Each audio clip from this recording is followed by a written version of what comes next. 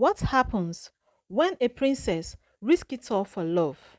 In this cinematic African folk tale, witness a thrilling love story between royalty and poverty, tradition and freedom, from daring escapade to royal battles, from heartbreak to celebration.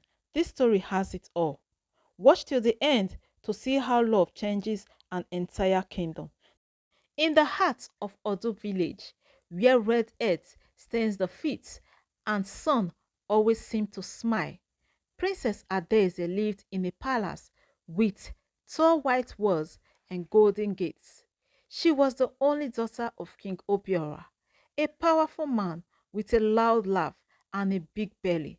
Even though she had everything, sparkling clothes, a personal chef, and a driver named Malam Musa, Princess Adaeze felt trapped like a bird in a golden cage. Every afternoon, while her tutors were busy reading old books and her maids were gossiping, she would sneak past the palace guard and run down the narrow village path. Her favorite place was the old palm tree near the river bank. There, she had tied a rope swing, and whenever she flew into the air, she felt free. Villagers sometimes saw her laughing in the wind, her ankara gown flapping like a flag, but no one dared say anything. After all, who would believe a princess climbed trees? One day, as she swung higher and higher, a strong breeze blew off her royal scarf. It floated like a bird and landed right on the head of a young fisherman paddling a wooden canoe downstream. He looked up, confused, and their eyes met. He was not like the rich boys from the city. His skin was dark from the sun. His shirt had holes, but his smile was warm, like yam porridge on a cold morning.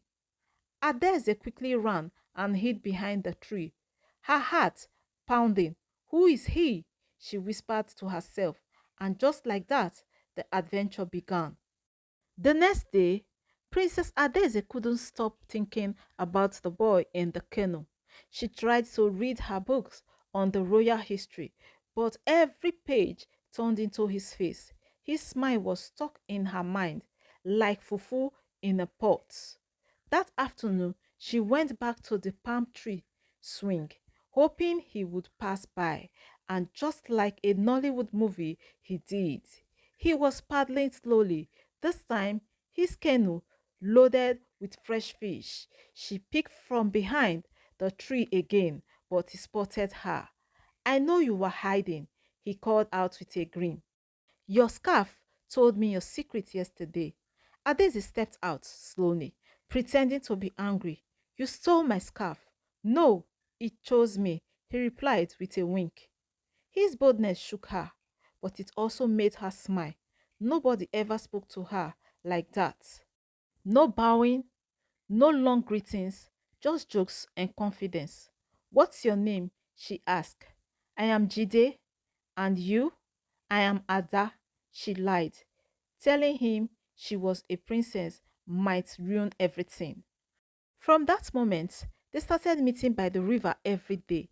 Adeze would bring granules and puff puff, and Jide would carry fresh fish and funny stories. He told her about his fishing adventure, and she told him tales about a friend who lived in the palace. Both laughed until their stomach hurts. But deep inside, Adeze knew one thing. If her father found out, there would be serious wahala. As days passed, Adeze and Jide grew closer. They laughed, argued, shared food, and skipped stones on the river. Sometimes Jide would teach her how to paddle the canoe, and other times she would bring old palace book to show him pictures of places he'd never seen. Still, Adeze kept her true identity hidden. She didn't want Jide to change the way he treated her. In the palace, people bowed, begged, and acted fake, but with Jide, she felt normal, like a real girl, not just a princess. One evening, while returning from the river, Adeze almost got caught by Malam Musa. Where you dey come from? Small madam, he asked, eyes squinting. I went to pray, she lied, quickly holding up her wrapper like a church girl. He eyed her but said nothing. Adeze rushed inside and locked her door, her heart racing. She knew this secret couldn't stay hidden forever.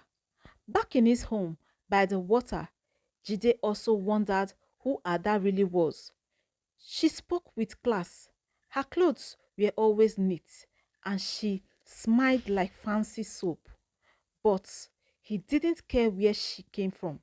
He liked the way she laughed and the way her eyes lit up when he spoke. Neither of them noticed the old woman who had started watching from the bush. She saw them every day and soon she would speak. Mama Ijoma was the biggest gossip in Odu village. Her ears worked like satellite dish. Once she spotted Adeze laughing with Jide by the river, her eyes almost popped out like ogbono soup bubbles. A princess with a common fisherman? Tufi Aqua, she shouted to herself. She rushed to the market square the next morning and gathered her gossip team. I saw it with my korokoro eyes. Our princess swinging and laughing with that Jide boy. Eh? The one that smells like crayfish. The market women gasped so loud, even the chickens paused. But how can a royal girl go near a river boy? Asked Mama Nkechi. She has brought disgrace to the palace, said another. By evening, the news has spread like wildfire. People whispered, pointed, and shook their head. Some were shocked, some laughed, and some even cheered. Back in the palace, the king was enjoying his spicy pepper soup when one of his guard whispered something in his ear. The king's face changed. He dropped his spoon and stood up slowly. Find Adeze, he groaned. Now! In her room, Adeze was writing in her diary when the guard stormed in. His Majesty wants to see you. She froze. Her hands trembled. The secret was out. Outside the palace Jide was waiting by the river with a small gift for Ada, but she didn't come. And this time, the silence felt like thunder. Princess Adeze stood in front of her father, her knees shaking. The palace hall was quiet, too quiet. Even the guards stood still, like carved statues. Is it true? King Obiora's voice was low but heavy like rain clouds. She looked at him, then looked down. Yes, Papa, I was with Jide. He's my friend. The king's face turned red. A friend with a poor fisherman who smells like river mud? He's kind. He listens to me. He makes me laugh. She said boldly. King Obiora banged his staff on the floor. You are a princess. You don't laugh with fishermen.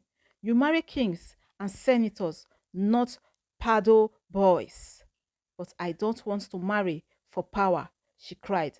I want to be happy. The queen walked in and tried to calm the storm, but the king was too angry.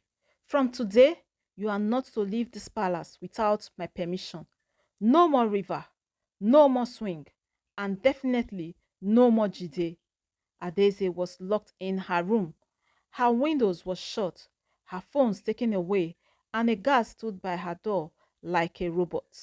Meanwhile, Jide waited and waited. He heard a small wooden carving he had made for her, a fish with a crown. But she never came. And in that moment, he knew something was very, very wrong. Jide couldn't sleep that night. He sat outside his small wooden hut, staring at the fish carving in his hands. The river sang its usual song, but without Adeze, it sounded sad. He didn't know what had happened, but deep down, he felt the answer. It had something to do with her real identity. The next morning, he took the carving and went to the palm tree swing. She wasn't there. Still, he placed the little wooden fish in her favorite spot on the tree and whispered, I will wait. In the palace, Adaeze stared out her window. The guards were watching, but her eyes searched the skies for freedom. She missed the river, the swing, the laughter. She missed Jide. That night, her maid Nkechi snuck in with a secret smile. Small madam, your fisherman left something for you. From under her wrapper, she pulled out the wooden fish with the crown. Adaeze gasped and held it to her chest.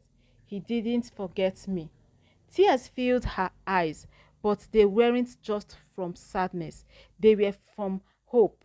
Somehow she would see Jide again. For 3 days, Adaeze stayed locked inside the palace. The king had doubled the guards. Even Malam Musa had turned into a working alarm system. But Adaeze was no ordinary girl. She had learned from Jide how to think fast and move quietly like a fish, avoiding the net. That evening, she whispered her plan to Nkechi. Tonight, after midnight, I need your help. Nkechi nodded. I get am. They waited. When the palace light dimmed and the snores of Malam Musa echoed like drums, Adaeze changed into simple clothes and wrapped a headscarf. She tucked the fish carving into her pocket and tiptoed out with Nkechi leading the way. They passed through the kitchen, jumped over a small fence behind the cassava farm, and ran like goats being chased. Outside the palace, the village looked magical under the moonlight. Adaeze breathed in the fresh air and smiled. I am free. She ran to the river bank, her heart racing, and there, like a scene from a love story, Jide was sitting in his canoe, waiting. You came, he whispered. She smiled, breathless. I never left. Adaeze jumped into Jide's canoe and they paddled away from the village shore. Laughing like a children, she told him everything, the king's anger, the guard, the lock-up. Jide didn't laugh. He looked worried. You know your father won't give up easily. He will come for you. I don't care, she said. Let him chase the wind. But just as they reached the center of the river, they heard a voice behind them. Hey, stop that canoe. A spotlight flashed from the riverbank. It was the palace guard in speedboats. Wahala, Jide shouted. Hold tight. He grabbed his paddle and the chase began. Water splashed everywhere as Jide tried to outrun the boats. Adaeze head on, laughing and screaming at the same time. You call this fun? He shouted. Better than staying locked up, she yelled. The guards were fast, but Jide knew the river better than anyone. He took a sharp turn near the mangrove tree, disappearing into a narrow path only he knows.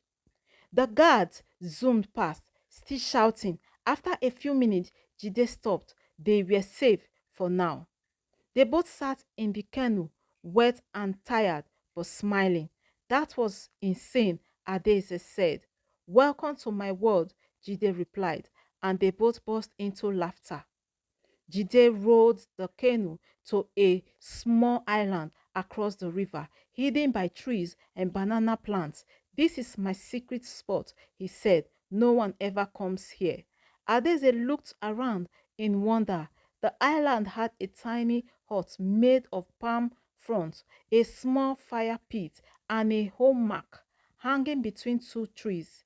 This place is beautiful, she said. It's like paradise, except there is no jollof rice, Jide joked. Adeze laughed and helped him start a fire. They roasted some plantain and fish while singing old village song. Adeze had never felt so free in her life. That night, under the stars, she lay in the hammock, staring at the sky. Jide, she said softly, do you think we can stay here forever? Jide looked at her and smiled. Forever is a long time. But for now, Yes. Back at the palace, the king was furious. He paced back and forth, his crown almost falling off his head. I will find her. I don't care if I have to search every river in Nigeria. He called his best hunter, Okoro the tracker. Find my daughter, bring her back. And so the real hunt began. Okoro the tracker was not a man to joke with. He had one good eyes, two sharp merchants, and the nose of a bloodhound. People said he could track a lizard through a rainstorm. He arrived at the palace the next morning, bowing deeply before King Obiora. I will bring your daughter back, he said, dead or alive. Alive, the king barked. She is my only child. Okoro nodded and left immediately. He sniffed Adeze's old wrapper, inspected her bedroom, and even questioned Malamusa, who nearly fainted from fear. Back on the island, Adeze and Jide had no idea danger was coming. They were busy cooking yam porridge and telling each other village riddle. Two brothers live in a room. One always speak, the other always listen. What are they? Jide asked. Yes, Adaeze laughed. That's too easy. But far away, Okoro was already on their tail. He found the broken palm leaves near the river, followed the muddy footprints, and even saw the swing still swinging slightly. He muttered. They went across. He pointed to the canoe marked on the water. They won't escape me. And with that, he grabbed his merchant, tied his red scarf, and followed the trail into the forest. The hunter was coming. That night, a heavy storm rolled into the village. Thunder roared, lightning flashed across the sky, and rain fell like someone had poured the whole ocean over its village. On the little island, Jide and Adeze rushed to cover their fire and secure the hut. I have never seen rain like this, Adeze shouted, her hair soaked. Welcome to the fisherman's life, Jide laughed, trying to cover her with a silk cloth. The wind howled and shook the trees. Suddenly, a loud crack echoed through the night as one of the palm trees near the hut fell. It missed them by inches. They ran into the hut, huddled close and holding hands as the storm roared around them. In the morning, the storm was gone, but the island was a mess. Falling branches, muddy ground, and broken leaves everywhere. This island is no longer safe, Jide said, looking around. But where will we go now? Adeze asked. They didn't know that Okoro the tracker had also survived the storm and had found their canoe trail during the rain. The hunter was close, too close. Okoro moved through the wet forest like a snake. The storm had slowed him down, but not stopped him. He spotted the broken palm trees and the ashes of a small fire. They were here, he muttered. Meanwhile, Jide and Adeze packed what they could into the canoe. We will head upriver, Jide said. There's another village, Ogboma. They don't know us there. Adeze nodded. She was tired, moody, but still smiling. She was with Jide, and that was all that matters. As they paddled away from the island, Okoro reached the shore just minutes behind. He sniffed the air like a wild animal and smiled. Run as you like, he said. I will still find you. He picked up his merchant and disappeared into the forest again. On the river, Jide and Adeze sank to keep their spirits high, but Jide kept looking over his shoulder. Something didn't feel right. Suddenly, they heard a sound splash. A second canoe. Okoro was chasing them again. Faster, Jide, Adeze shouted. The river turned narrow and winding trees closing in on both sides. It was a race between love and capture. Jide paddled with all his strength. Sweat mixed with river water as he and Adeze zigzagged through hidden river paths. Okoro was fast, but Jide was smarter. He took a sudden left through a patch of floating water lilies. Okoro's canoe got stuck. Ha! He roared, slamming the water with his paddle. Jide and Adeze finally reached the edge of Oboma village. The people there was friendly but curious. Who are you two? Asked a man in a wrapper and rubber slippers. We are travelers, Jide replied quickly, looking for work. A kind woman named Mama Ebele gave them a small room behind her food store. Adeze helped her sell rice and beans, while Jide worked at the river loading fish. For a while, things felt normal, peaceful, safe, but even in a new village, whispers began to rise. She looks like that missing princess. I saw her on the news. One morning, as Adaeze served a customer, a tall man in a leather jacket walked by, staring at her and smiled. He made a phone call. Tell the king, he whispered, I found her. The next morning, soldiers stormed into Ogboma like a whirlwind. Villagers ran, buckets fell, pepper soup spilled, everything scattered. Jide heard the commotion and ran towards the food store, but it was too late. The soldiers had already grabbed Adese. Let me go, she screamed, kicking and fighting. Your father wants you back, one of them said, dragging her to a black jeep. Jide ran forward, shouting, leave her alone. A soldier pushed him to the ground. Poor fisherman, don't marry princess, he said with a sneer. The jeep roared away, leaving dust and pain behind. Jide stood up slowly, bruised but determined. No, he said, this is not the end. Back at the palace, Adeze sat on her bed, her face swollen from tears. The king sat in front of her, calm but firm. You have embarrassed this kingdom, but I forgive you. I don't need your forgiveness, she said. I need my freedom. You will marry the senator's son next week, he said coldly. Prepare yourself. Adeze's heart broke, but far away, Jide was planning something dangerous, something bold. Jide returned to Odu village with fire in his heart. He didn't care about titles anymore. He didn't care if they called him a river rat or a fool. All he cared about was Adesi. He found Nkechi, the princess' loyal maid. She's back in the palace, she whispered. The king wants to force her into marriage. Not on my watch, Jide said. Nkechi smiled. Then let's cause some royal confusion. That night, Jide and Nkechi met in the cassava farm behind the palace. She showed him a secret path through the kitchen. You have 10 minutes. After that, the gas will rotate. Jide nodded. He wore simple clothes and carried nothing but the small wooden fish he once carved for Adeze. Inside the palace, Adeze sat quietly in her room. She was dressed in gold, ready for a wedding she didn't want. Then she heard it, a soft knock on the window. Fish for a princess, Jide whispered. She ran to the window and nearly screamed with joy. Jide! But before they could escape, a deep voice groaned behind them. It was the king, and he was not smiling. Jide turned slowly to face King Obiora. The king stood tall, his wrapper tight, his chest rising like thunder. You again, he groaned. I warned you, boy. Adeze stepped between them. If you touch him, you will have to go through me. I am your father, the king roared. And I am not a goat you can tie to a tree, she shouted back, shaking.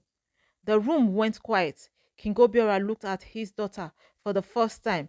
He saw not a little girl, but a young woman, brave and bold. Still, he pointed at Jide. Take him to the dungeon, he said to his guards. Wait, Adeze screamed. He came for me. He risked everything for me. But the guards grabbed Jide and dragged him away. Adeze fell to her knees, crying, Please, Papa, don't do this. The king turned away.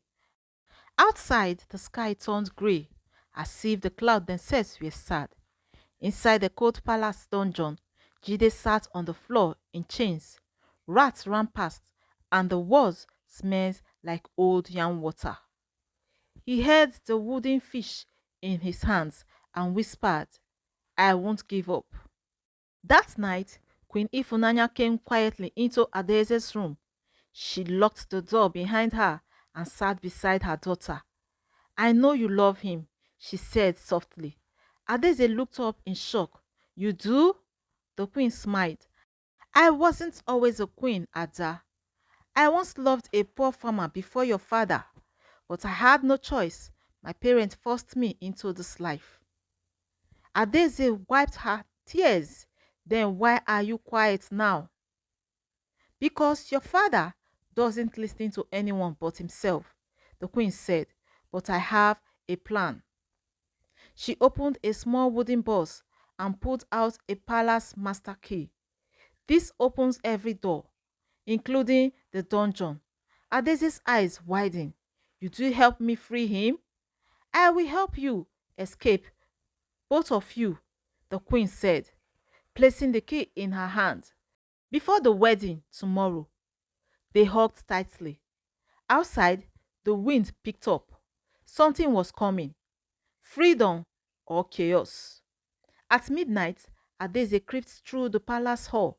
She wore black, like a ninja from a village movie. She held the master key tightly in her palm, her heart beating like village drums during a festival. She reached the dungeon gates. Two guards stood there, half asleep. She dropped a bag of coins behind a barrel. When the greedy guards went to check, she slipped past. Inside the dungeon, Jide was still awake. Adeze, he whispered. She ran to him and unlocked the chains. We don't have much time. They tiptoed out, but just as they reached the back gate, a loud alarm went off. Run! She screamed. They dashed into the night. Soldiers chased them, shouting. One guard almost grabbed Jide's shirt, but Adeze picked up a rock and threw it, splat, right in the man's face. They ran into the forest behind the village, breathless, branches scratching their skins. They didn't stop until they reached the old palm tree by the river, the place where everything began. We made it, Adeze whispered. But in the distance, the palace horn began to sound.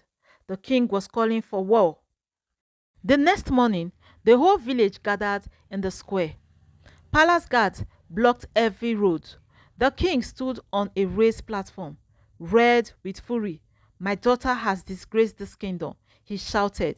Anyone who hides her will face punishment. The villagers whispered and murmured.